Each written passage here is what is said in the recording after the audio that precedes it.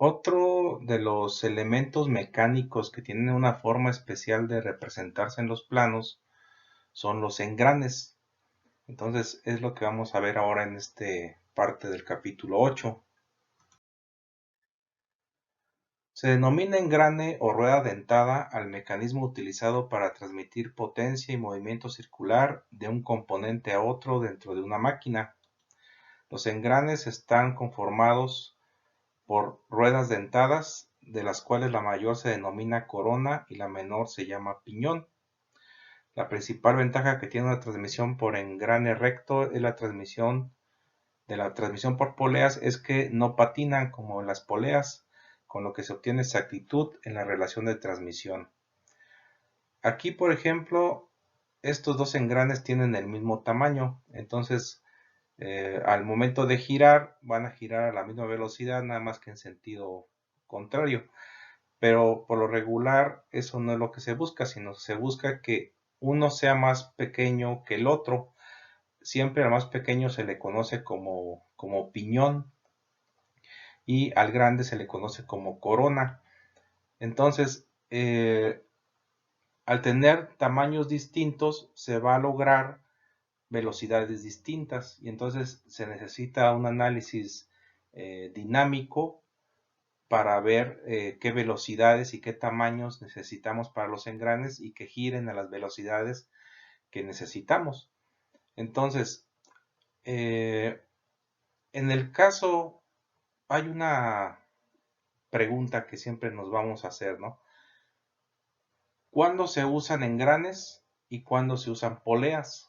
Si al final producen un movimiento muy parecido. Los engranes se utilizan cuando necesitamos velocidades de giro relativamente bajas, pero necesitamos torques muy grandes. Y aparte necesitamos que la velocidad, el movimiento esté bien sincronizado, que no vaya a patinar. Y en el caso de las poleas se utiliza para altas velocidades y torques no tan altos, y que si resbala en algún momento la polea, pues no haya problema, ¿sí? Entonces esa es la principal diferencia de cuándo usar engranes y cuándo usar eh, poleas. Existen distintos tipos de engranes. Están los engranes rectos, que son los más comunes y los más baratos de hacer. ¿Cuál es el inconveniente de los engranes rectos? Que hacen mucho ruido.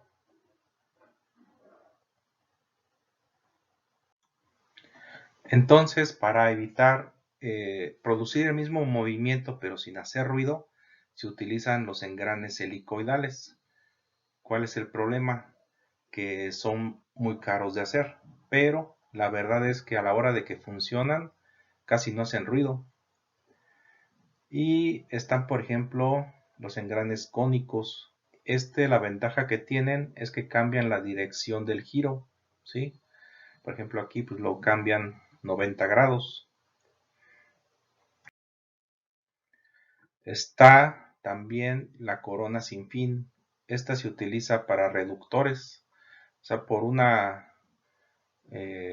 este mecanismo se compone de un tornillo cilíndrico sin fin y de una rueda llamada corona. Es muy eficiente como reductor de velocidad, dado que una vuelta del tornillo provoca un pequeño giro en la corona. Se utiliza cuando requieres de una gran reducción de velocidad en un espacio muy pequeño. Es un mecanismo que tiene muchas pérdidas por roce entre dientes. Esto obliga a utilizar metales de bajo coeficiente de roce y una lubricación abundante. Se suele fabricar en tornillos de acero y la corona de bronce. Estos por lo regular deben de estar bañados en lubricante especial para transmisiones, ¿sí? Pero la ventaja es que sirven como reductores. Otro que se tiene es la cremallera. La cremallera se trata de un piñón y un una barra dentada. En este caso, esto se considera como si fuera un engrane de diámetro infinito. En el caso de las cremalleras, ese es como se les puede eh, identificar. Este produce un movimiento lineal, ya sea de la cremallera, o puede ser que el piñón se mueva a lo largo de la cremallera, pero esa es la función de este tipo de engranes. Existen parámetros geométricos que son muy importantes a la hora de seleccionar o de diseñar un engrane. Entre estos parámetros geométricos está, por ejemplo, el diámetro de raíz, que es el diámetro en donde se encuentra la raíz de los dientes. Está el diámetro exterior, que es el que de la parte superior de los dientes. Y existe un diámetro teórico, que es en donde se supone existe el contacto entre los dientes de los engranes. A este se le conoce como diámetro de paso, ¿sí? Entonces, para encontrar este diámetro se siguen fórmulas. Entonces, este diámetro es en donde, en teoría, sucede el contacto entre los dientes.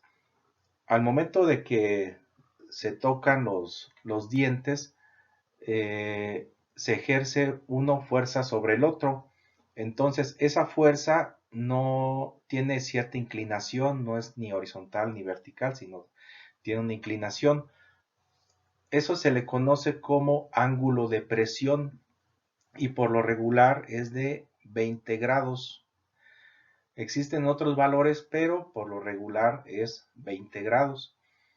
Entonces, otros parámetros es, por ejemplo, que la distancia entre el diámetro de raíz y el diámetro de paso se le conoce como dedendum, y la distancia entre el diámetro exterior y el diámetro de paso se le conoce como adendum, ¿ok? Otro parámetro es, por ejemplo, el paso circular, que es la distancia entre diente y diente, pero no en forma lineal, sino en forma de arco, ¿sí? Entonces, y tiene que ser a lo largo del diámetro de paso, ¿ok? Entonces, esos son algunos de los parámetros importantes. Si acaso falta, por ejemplo, el ancho de cara. Cuando uno hace o diseña un engrane, tienes que hacer primero un análisis cinemático para ver de qué tamaño, de qué diámetros deben de ser tus engranes. Aquí, por ejemplo, vean que hay una línea que es de esa línea al centro del engrane viene siendo la distancia entre centros, ¿sí? Pero esa línea pasa por el diámetro de paso, ¿sí? Entonces, para determinar la distancia entre centros, se tiene que tomar a partir del diámetro de paso, que es donde se está tocando los engranes. Y está, por ejemplo, el ángulo de presión, ¿sí? Entonces, cuando uno hace el análisis, primero calculas velocidades y para ello tienes que calcular los diámetros, el número de dientes, entonces con eso calculas velocidades. Ya que sabes velocidades, necesitas ahora hacer análisis de fuerzas para saber de qué tamaño tienen que ser los dientes para soportar las cargas. Entonces, esto es lo que se calcula, el ancho de cara. Y también probar con distintos materiales para que resistan. Y ya haciendo así un análisis más a fondo, se tiene que hacer un análisis de la superficial de cada diente, porque existen unos que se llaman esfuerzos de Hertz, que esos se producen por el rozamiento entre superficies y son los que producen que se descascaren los metales, las piezas mecánicas. Entonces, a veces fabricas tu engrane y aparte tienes que someterlo a un tratamiento térmico para endurecer la superficie y que no se despostille al momento de usarlo. Entonces, todas estas normas y reglas para fabricar un engrane las genera una organización de la ANSI que se llama la AGMA, AGMA.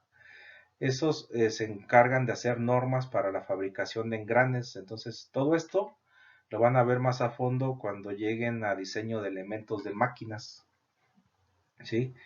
Es importante también que se aprendan los nombres de estos parámetros en inglés, porque tienen que consultar tablas que por lo regular los identifican así, en inglés. Aquí, por ejemplo, les dejo esta tabla en donde viene cómo calcular estos parámetros geométricos. Por ejemplo, el pitch diameter es el diámetro de paso, es el que les digo que es un diámetro teórico, y para encontrarlo se usa esta fórmula que dice que el diámetro de paso es igual al número de dientes entre el paso diametral, y a su vez el paso diametral, que se identifica con una P, pues se despeja de esta fórmula. Entonces el paso diametral es el número de dientes entre el diámetro de paso. Por eso se le conoce como el número de dientes por pulgada. Es un poco parecido a los tornillos, que uno los identifica como igual, con el número de dientes por pulgada, el número de hilos por pulgada. En este caso así es como identificamos los engranes, como el número de dientes entre el diámetro de paso. También está el número de dientes, que lo identifican con una N. Algunos autores lo identifican con una Z, pero pues así es. Aquí está la fórmula de cómo determinarlo. Y luego está el paso circular, que como les decía era la distancia en arco, no lineal, sino en arco, entre diente y diente. Entonces, aquí están varias de las fórmulas y aquí hay otras más para calcular parámetros geométricos que necesitemos a partir de lo que nos vayan dando. Entonces, esto del paso diametral es muy importante porque es como se identifican por lo regular los tornillos, como el número de dientes por pulgada. O sea, ustedes pueden tener engranes de distintos tamaños y sin embargo tener el mismo número de dientes por pulgada, ¿sí? Entonces, por ejemplo, para hacer tamaños estándar, los proveedores seleccionaron algunos de estos pasos diametrales y son con los que fabrican sus engranes. Es como, siempre voy a hacer una analogía con las roscas. Si recuerdan que en las roscas igual existen las roscas de paso burdo, las de paso fino, extra fino y todo esto, ¿no?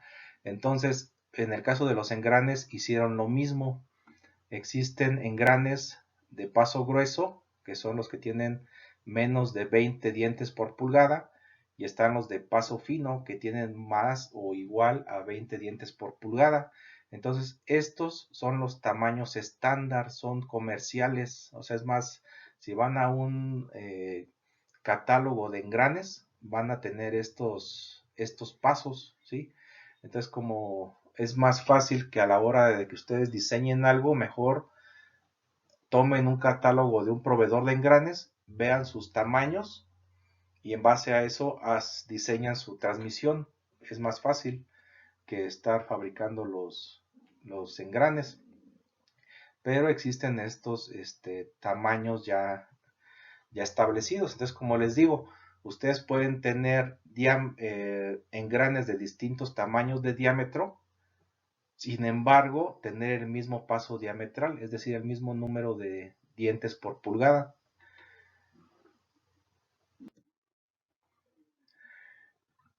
Y igual, si recuerdan que en las roscas se mide el paso como el número de hilos por pulgada o número de dientes por pulgada. Y sin embargo, en el sistema internacional, el que es en milímetros, es al revés. El paso se mide como la distancia entre hilos, ¿sí? O sea, es la inversa. En el caso de los engranes también pasa lo mismo. Para medir el paso de un engrane en el sistema inglés se mide como dientes por pulgada. Y en el sistema internacional se usa algo que se llama el módulo. Entonces, este sirve para determinar el módulo del engrane, que es dividir el diámetro de paso, que debe darse en milímetros, entre el número de dientes. Entonces, con eso te va a dar la distancia entre dientes, ¿sí? O sea, es la inversa del paso en el sistema inglés. Entonces, se puede decir que el módulo es la inversa del paso diametral, pero necesitamos hacer la conversión porque el paso diametral se da en pulgadas y hay que pasarlo a milímetros. Entonces, ¿esto por qué? Porque si ustedes diseñan su engrane en milímetros, les va a dar el módulo, ¿sí? Entonces aquí están algunos de los módulos más comunes para engranes en el sistema métrico. Esto, al usar la fórmula, lo podemos pasar a su paso diametral equivalente y luego tenemos que pasarlo al paso diametral comercial más cercano, ¿sí? Entonces, si tenemos un módulo de 0.5 en milímetros, su equivalente en pulgadas en el paso diametral es 50.8 y su tamaño comercial más cercano pues, es el de 48. Entonces, esto es una conversión que hay que hacer dependiendo de cómo estés diseñando tu engrane. Pero yo quería mostrarles esto del módulo porque a la hora de fabricar los engranes se usan algo que se llaman las fresas. Y muchas de las fresas vienen por módulo, no por paso diametral. Así es como se fabrican los engranes. Pones tu, tu engrane y tienes que hacerlo girar poco a poco, ¿sí? Por lo regular se usa algo que se llama el cabezal divisor, que va haciendo girar las piezas en una forma exacta a cierto número de grados. Entonces, si te equivocas, lo que pasa es de que al final te va a quedar un diente muy pequeñito. Entonces hay que tener mucho cuidado a la hora de fabricar un engrane. Entonces, esto de aquí, esto que está girando, son las fresas. Estas fresas tienen la forma de los dientes del engrane, de la forma lateral de los dientes del engrane. Entonces hay que seguir una serie de operaciones que saben los técnicos de fresadora para seleccionar estas fresas y poder fabricar los dientes del engrane. Estas fresas vienen en juegos, ¿sí? Juegos de 8 fresas y la forma de identificarlo es por el módulo, que es como les decía que dependiendo de qué vas a fabricar, tienes que calcular su módulo y ver el número de dientes que va a tener tu engrane. Entonces, en base a eso, vas a seleccionar la fresa que necesitas. Entonces, la fresa vienen en juegos de 8. La fresa 1 es para de 12 a 13 dientes, la 2 de 14 a 17, y así hay varias. Entonces, por ejemplo, esta, si se fijan, dice Z. Entonces, como les digo, hay gente que el número de dientes lo identifica como Z, no como N. Pero entonces, esta fresa es para módulo 1.75 entre 55 a 134 dientes por va a tener tu engrane. Entonces, si está en este rango, tienes que usar esta fresa. ¿Ok? Ahora, toda esta teoría es necesaria por lo siguiente. Cuando uno ya va a representar tu engrane en el plano, se hace de la siguiente manera. Se ponen las vistas frontal, lateral, de preferencia la lateral se pone en sección para poder acotar todos los detalles internos. Pero ¿cuál es la diferencia? Y tenemos que indicar, por ejemplo, el diámetro de paso, tenemos que indicar el diámetro exterior, tenemos que indicar el diámetro de raíz en nuestros planos. Pero algo curioso es que los dientes del engrane no se dibujan, ¿sí? En lugar de eso se usa la convención de detalles repetidos contiguos. Podríamos no dibujar ningún diente y poner las líneas fantasma, ¿sí? O podemos dibujar uno o tres y luego usar las líneas fantasma. Pero vean que hay tres. ¿Por qué hay tres? Porque uno es para el diámetro de raíz, otro es para el diámetro de paso y uno para el diámetro externo. Entonces así es como se representa un engrane. O sea, en lugar de poner los dientes, se pone la convención de detalles repetidos con las líneas fantasma. ¿Ok? Entonces aquí un ejemplo. Lo saqué de un libro y por eso se ve así, pero hay que dar los tamaños del engrane, así como si fuera cualquier pieza. Y nada más en donde van los dientes, hay que poner la convención de detalles repetidos con la línea fantasma y con los tres circunferencias para cada uno de los diámetros, diámetro externo, diámetro de paso y diámetro de raíz.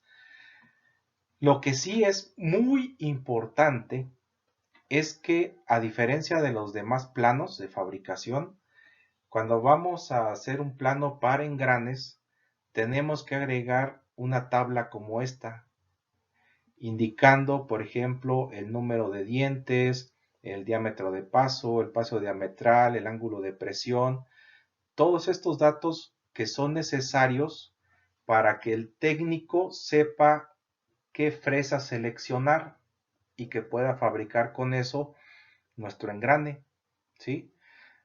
O sea, él también necesita saber hasta qué profundidad debe de meter la fresadora, por ejemplo. Entonces, para eso necesita la altura del diente, necesita el número de dientes para saber cuánto va a girar el cabezal divisor y que al final le quede el número de dientes que necesitamos.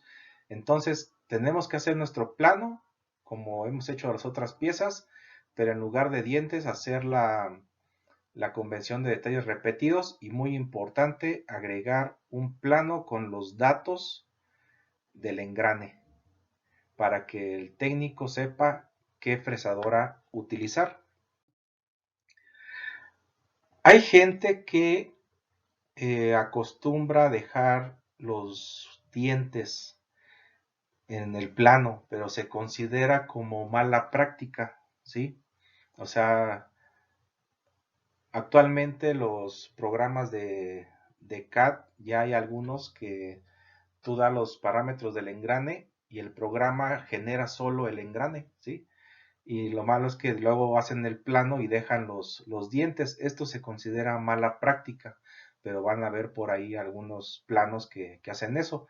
Pero sea como sea, es muy importante dar el diámetro de raíz, el diámetro de paso y el diámetro exterior y los datos para, para los dientes del engrane, y que de ahí el técnico pueda sacar la fresadora que sea necesaria. Entonces, al menos hay que dar el número de dientes, el paso diametral, el ángulo de presión. Con el adendum y el dedendum saben la altura de los dientes, o sea, nada más hacen la suma y ya.